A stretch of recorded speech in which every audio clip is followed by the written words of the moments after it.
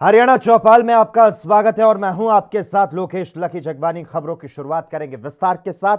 Bharatiya Janata party की राष्ट्रीय कार्यकारिणी की बैठक दिल्ली स्थित एनडीएमसी कन्वेंशन सेंटर में संपन्न हुई। इस बैठक में प्रधानमंत्री नरेंद्र मोदी, गृह मंत्री अमित शाह और पार्टी अध्यक्ष जेपी नड्डा समेत सभी बड़े नेता शामिल हुए। तो वहीं पंचकुला कार्यालय से हरियाणा के मुख्यमंत्री मनोहर लाल, प्रदेश अध्यक्ष ओम प्रकाश धनखड़, संगठन मंत्री रविंद्र राजू और खेल मंत्री संदीप सिंह वर्चुअली माध्यम से जुड़े।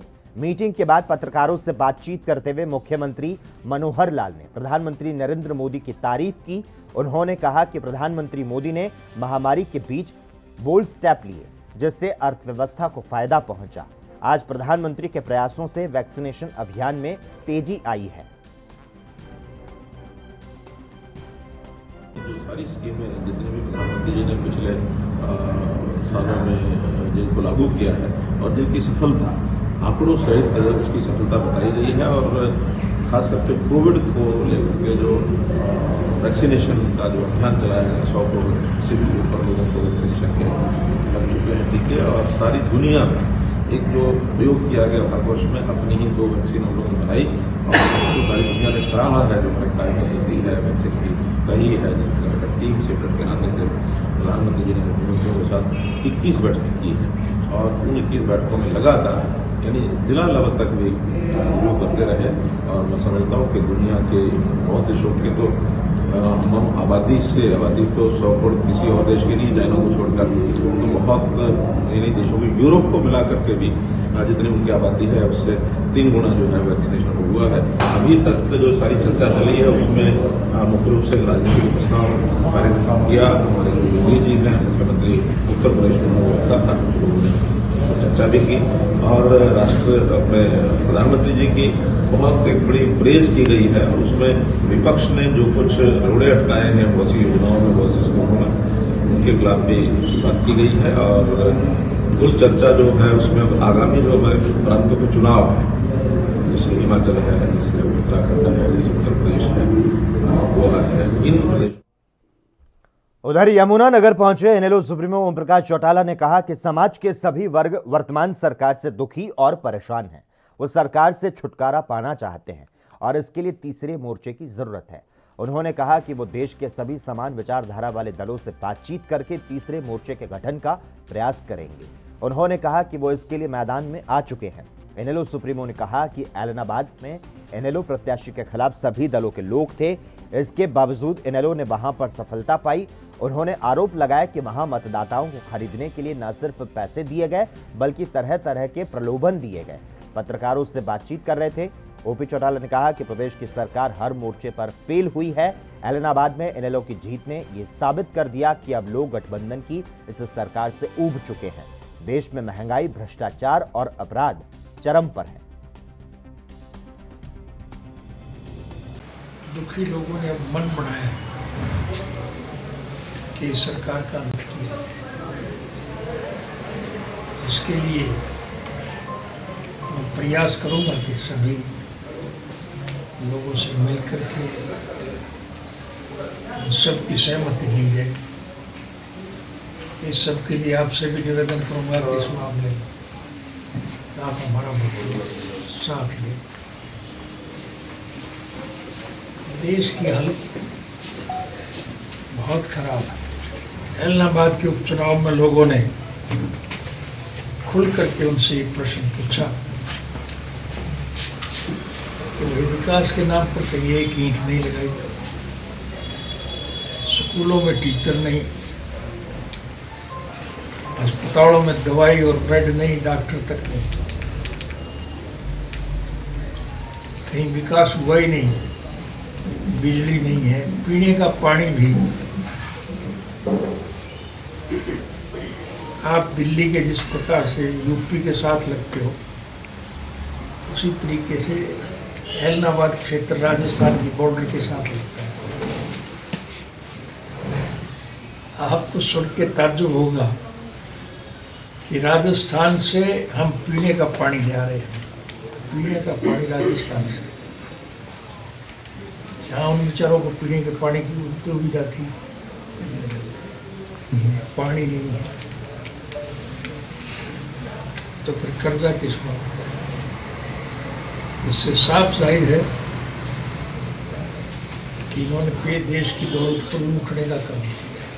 ये ऐसे कानून बनाते हैं जिससे योजनाबद्ध तरीके से देश के लोगों का पैसा मुट्ठी भर बड़े उद्योगी घरानों के पास जा रहा है। ये अंबानी अडानी टाइप के जो लोग,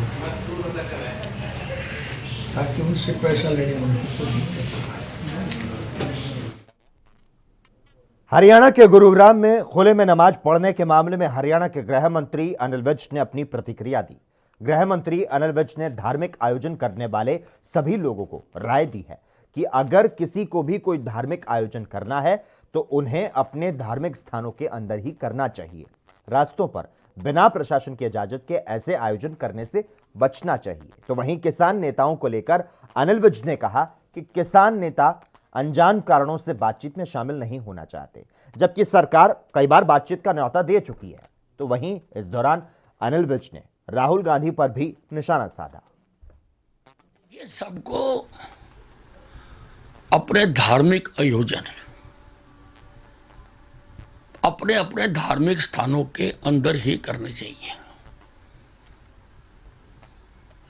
रास्तों पर बिना प्रशासन की इजाजत के कोई हो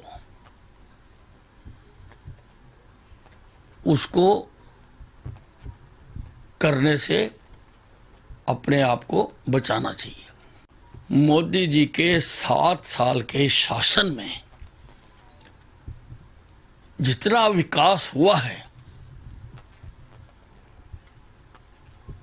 वो अब से पहले जब से हिंदुस्तान आजाद हुआ है कभी देखने को नहीं मिला। अब राहुल गांधी जी को नजर नहीं आता तो उसका तो कुछ नहीं किया जा सकता। किसानों को सरकार ने अनेकों बार बातचीत के लिए बुलाया है।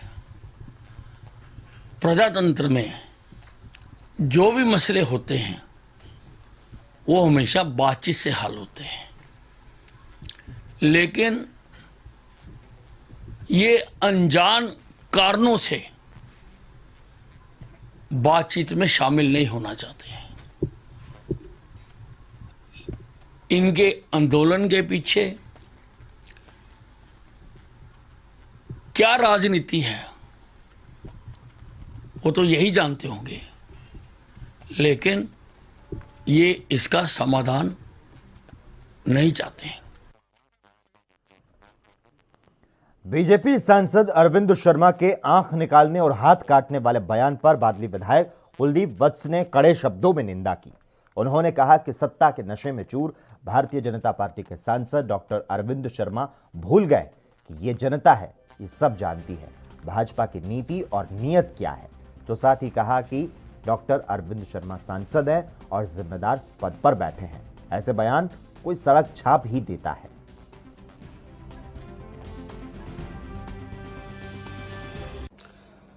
आज जिस प्रकार से बीजेपी के सांसद डॉक्टर अरविंद शर्मा जी ने रोहतक के अंदर एक बयान दिया और उसमें जिस प्रकार का जो बयान दिया ये समाज के लिए, हरियाणा के लिए और देश के लिए एक अच्छा नहीं है कि कोई आंख दिखाएगा तो आंख निकाल दूंगा, उंगली दिखाएगा तो हाथ काट दूंगा। क्या एक सांसद है या एक सड़क छाप गुंडा है? ये एक बीजेपी के सांसद और बीजेपी की नीति और नीयत ये दर्शाती है कि इनकी नीति और नीयत क्या है। आज प्रदेश में और स्टेटों में जिस प्रकार से बीजेपी की गवर्नमेंट इलेक्शन हारी उसे बौखला गए और मनीष ग्रोवर ने सदा ही भाईचारा खराब करने का काम किया, जहर घोलने का काम किया, भाई को भाई से लड़ाने का काम किया। आज उसी प्रकार से फिर इन दोनों ने जो बयान दिया रोहतक के अंदर, मैं इसकी कड़े शब्दों में निंदा करता हूं और समाज में ऐसी बातें, एक जिम्मेदार पद पे बैठा है, सांसद है, एक पूर्व मंत्री रहा है, उनके मुंह से शोभा नहीं देता है। और मैं हरियाणा की जनता से अपील करता हूं कि शांति और भाईचारा बनाए रखें। ऐसे सड़क छाप जो लोग होते हैं जिनका काम भाई को भाई से लड़ाना होता है वो ऐसे बयानबाजी करता है। आज दीपेंद्र हुड्डा जी के नाम वहीं अब बीजेपी सांसद अरविंद शर्मा ने अपने रोहतक में दिए बयान पर सफाई दी। आपको बता दें, शनिवार को अरविंद शर्मा ने कहा था कि कांग्रेस पार्टी और दीपेंद्र हुड्डा सुन लें कि मनीष ग्रोवर की तरफ अगर कोई आंख उठेगी तो उसकी आंख निकाल देंगे और कोई हाथ उठेगा तो उसके हाथ को काट देंगे। घंटे तक उनके साथ जो बदतमीजी हुई है, 9 घंटे आप क्या कसूर था उनका कि भाई इतना ही कि भाई वो आप मंदिर में आ गए, गांव के मंदिर में, और वो कहते हैं हमारे से पूछ के क्यों नहीं आए, हमारे से बगैर पूछे आप कैसे आए, जबकि मंदिर कमेटी ने उनको इजाज़त दी थी। आप ये देखें ना, इतना बड़ा वहाँ पर कुर्सियाँ लगा रखी थी, वहाँ पर सारे इंतजामात किए हुए थे लोगों को बैठने के लिए, माइक लगा रखा था, स्क्रीन लगाया हुआ था, तो क्या लोगों को पता नहीं लगा होगा गांव के मंदिर में जब सारी बातें हो रही, मंदिर कमेटी ने जब उनको अप्रूवल दी। लेकिन किसी चीज़ की परवाह ना करते हुए उन्होंने बहुत बदतमीज बर्ताव किया और सभी को कहा कि उनको, मनीष ग्रोवर जी को कहा माफ़ी मांगिएगा, मनीष ग्रोवर जी को कहा कि आप माफ़ी मांगिएगा, आप आइंदा के बाद गांव में नहीं आएंगे और किसी भी गांव में आप नहीं बढ़ेंगे, घुसेंगे। तो कितना बड़ा ये तालिबानी फैसला जो है, आप थोड़ा सोच करके देखिए कितनी बड़ी बात। प्रजातंत्र में इस तरह का दबाव, इस तरह की बात कौन बर्दाश्त करेगा। अगले दिन हमने प्रोसेशन निकाला सभी कार्यकर्ताओं ने मिल करके और इसका विरोध किया, ज़बरदस्त हमने विरोध किया। और विरोध के दौरान भी बहुत सारी बातें ऐसी आई कि वो खोज रहे थे सबको कि भाई तुमने जो है ऐसे वो जो कार्यकर्ता भाषा यूज़ कर रहे थे बिल्कुल के भी। मनीष ग्रोवर जी को उन्होंने बोला कि भाई आप ये मनीष ग्रोवर, इसको पकड़ो और इसको मारो पीटो, जो भी इन्होंने किया कि भाई इसने दीपेंद्र हुड्डा को हरवाने में इसका सबसे बड़ा हाथ है। ये बोला गया, उस भाषा का यूज़ किया गया। अब जब इस तरह की बातें होंगी, इस तरह का सारा सिस्टम, और ऐसे कार्यकर्ता थे जो बिल्कुल एक्सपोज्ड, जो इनके फैमिली रिलेशन के कार्यकर्ता, जो इनके ऑफिस बियरर्स रहे हैं, जो इनके घरों में, इनके ऑफिसों में काम किया है, ऐसे ऐसे साथी कार्यकर्ता वहाँ पर मौजूद थे नौजवानों के उसमें। और जब ये बात आई है तब मैंने कहा कि भाई ये कान खोल करके सुन लें। मैंने किसी पर्टिकुलर किसी को नहीं कहा, ना मैंने पार्टी को कहा, मैंने उन असामाजिक तत्वों को, उन एंटी सोशल एलिमेंट्स के बारे में कहा कि जिनकी कोई जाति नहीं है, जिनकी कोई भाषा नहीं है, जो किसी तरह का, मैं कहता हूँ एंटी सोशल एलिमेंट की कोई कास्ट नहीं होती है, एंटी सोशल एलिमेंट की कोई भाषा नहीं होती है। एंटी सोशल एलिमेंट को तो समाज में तोड़ने का काम करना, समाज को जोड़ने का काम नहीं करना, तोड़ने का काम करना। उसने ऐसा काम करना है कि किसी तरह से उसका काम खराब हो, किसी का काम खराब हो, लेकिन राजनीतिक रोटियां कोई और सेके। तो उस संदर्भ में मैंने ये बात कही कि भाई वो एंटी सोशल एलिमेंट जो भी है वो कान खोल करके सुन ले, वो इस तरह की बातें। हरियाणा चौपाल में खबरों का सिलसिला लगातार जारी रहेगा। हम यहां पर रुकते हैं एक छोटे से ब्रेक के लिए।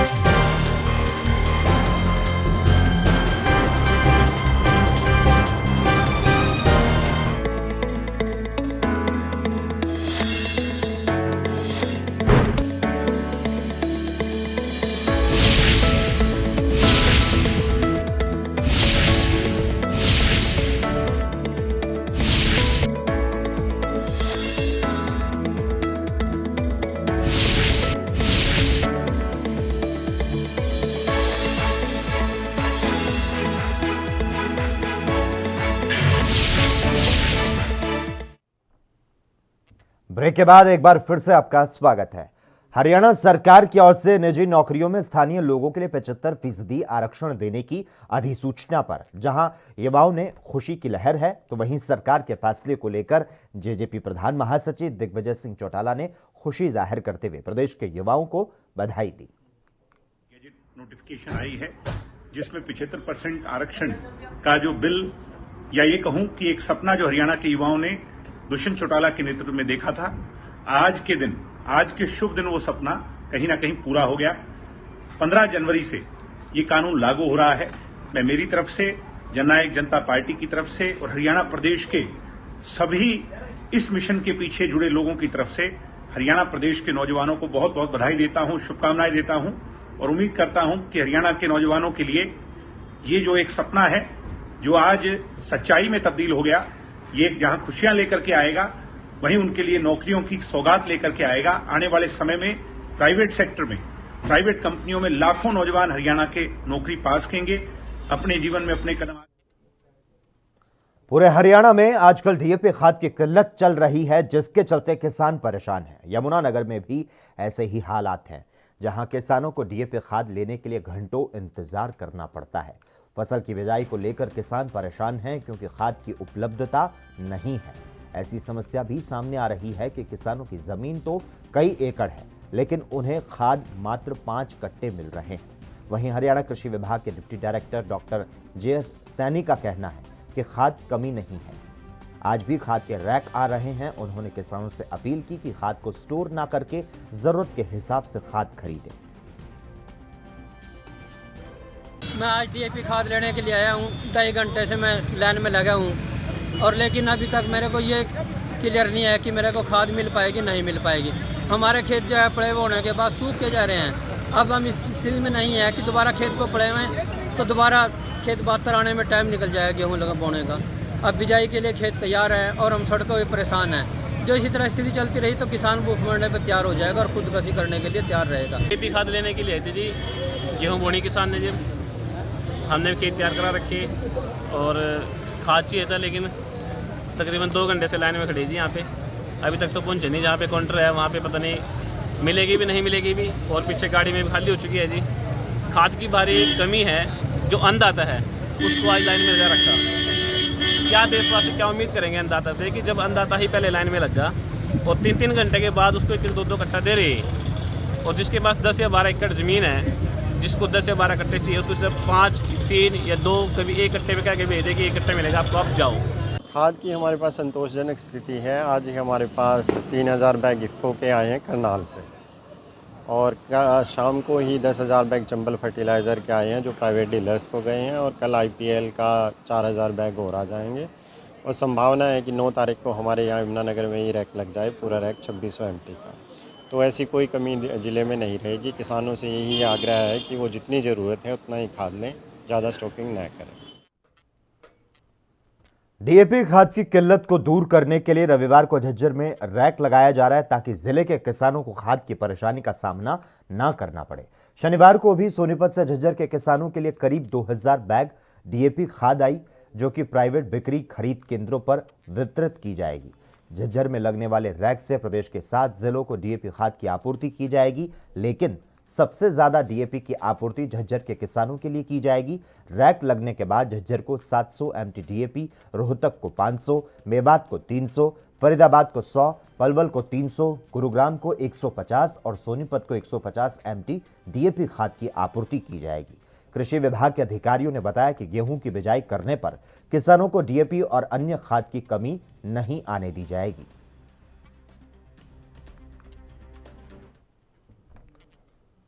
तो पूरे हरियाणा के किसान इस समय खाद की समस्या से जूझ रहे हैं। खाद ना मिलने से, गेहूं की बिजाई में देरी होने से किसान काफी चिंतित नजर आ रहे हैं। सरकार बेशक पर्याप्त मात्रा में खाद होने की बात कह रही है, लेकिन खाद की कमी किसी से छुपी नहीं है। इसके पहले हरियाणा में कई जगह किसानों के खाद लूटने और पुलिस थाने में खाद बांटने के मामले सामने आ चुके हैं। आज अंबाला शहर की अनाज मंडी में जैसे ही किसानों को खाद बंटने का पता चला तो भारी संख्या में किसान एकत्रित हो गए और देखते ही देखते किसानों की लंबी लाइन लग गई। लेकिन ज्यादातर किसानों को खाली हाथ मायूस होकर लौटना पड़ा, क्योंकि खाद की मात्रा इतनी कम थी कि मात्र 65 किसानों को खाद मिल पाया। किसानों का कहना है कि खाद की कमी के चलते गेहूं की बिजाई में देरी हो रही है। बार बार खाद की दुकानों के चक्कर लगाने पड़ रहे हैं, लेकिन खाद नहीं मिल पा रही। बिना खाद के अगर बिजाई करनी पड़ी तो पैदावार पर बहुत असर पड़ेगा।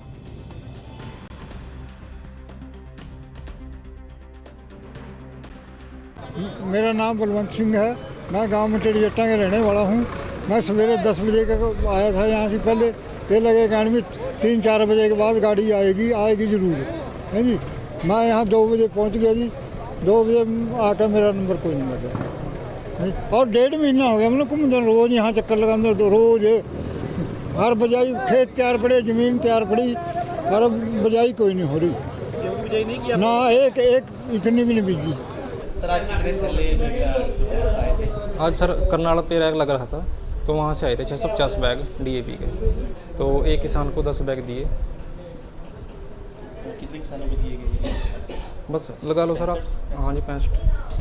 तो सर बाकी कई किसानों को नहीं मिल पाया? बहुत किसान सर ऐसे ही गए हैं वापस। तो खत्म हो चुका है? हाँ जी बिल्कुल। कब तक उम्मीद है बाकी दोबारा आने में? देखो या तो कोई उम्मीद नहीं है जब तो हमारे पास कोई इन्फॉर्मेशन नहीं आ रैक की।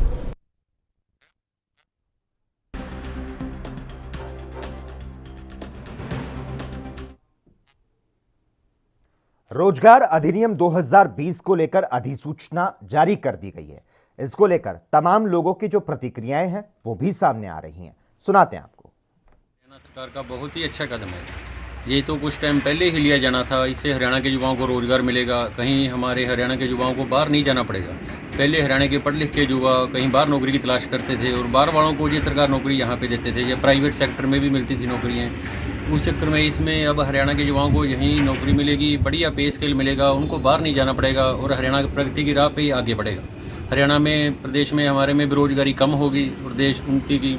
देखिए जी इसमें बहुत अच्छा जो मुख्यमंत्री ने किया है, बहुत अच्छा प्रयास किया है। इसमें अपने जो हरियाणा के बेरोजगार युवा उनको रोजगार मिलेगा और अच्छा एक जो दिवाली पे एक गिफ्ट युवाओं को दिया है। मैं इसको जो हरियाणा के मुख्यमंत्री ने किया उसका धन्यवाद करता हूँ। उसको एक बढ़िया मानता हूँ जिन्होंने ऐसा प्रयास किया है जो युवा वो एक नौकरी मतलब उनको रोजगार मिलेगा। विचार जी ये बहुत अच्छा काम किया है इन्होंने। ये तो पहले ही होना चाहिए था लेकिन चलो अब किया है क्योंकि इससे जो हरियाणा के युवा बेरोजगार हैं उनको रोजगार मिलेगा। ये तो बहुत ही अच्छा काम किया है जी। इससे कितनी उम्मीद है अभी बेरोजगार दूर होगी? बहुत उम्मीद है जी। 75% बहुत होता है जी। 75% से तो बहुत युवा बेरोजगारी दूर होगी जी। डिप्टी CM दुष्यंत चौटाला जी का ये बहुत सराहनीय कदम है। अगर ऐसा होता है तो बहुत ही हरियाणा युवाओं के लिए बहुत बढ़िया कदम है ये। अच्छी नौकरियां उनको मिलेंगी। जो बेरोजगारी जो बढ़ रही है उसमें काबू भी पड़ेगा। मैं तो एक बात जानता हूँ, अगर हरियाणा सरकार ने ऐसी घोषणा की है जो भी है, अगर ये लागू हो जाती है तो हरियाणा में बहुत गरीब लोग, बहुत बेरोज़गार लोग हैं, उन बच्चों को नौकरी मिलने के चांस हो जाएंगे। वो बच्चे अपना रोज़गार पा सकेंगे। मैं तो सरकार से कहता हूँ कम से कम हमारे हरियाणा के बच्चों को जो बाहर भटक रहे हैं, बाहर स्टेटों में जाते हैं, जब बाहर जाते हैं उनको वो रोज़गार ढूंढने के लिए दूसरी स्टेटों में मजदूरी करने के लिए जाते हैं। अगर उनको जैसे सरकार ने कहा है कि 30,000 रुपये तक की नौकरी के लिए हरियाणा के बच्चों को हरियाणा में ही 75%। और इसी के साथ ही हरियाणा चौपाल में बस इतना ही। तमाम अहम खबरों के लिए लगातार आप जुड़े रहिए हमारे साथ और देखते रहिए AN।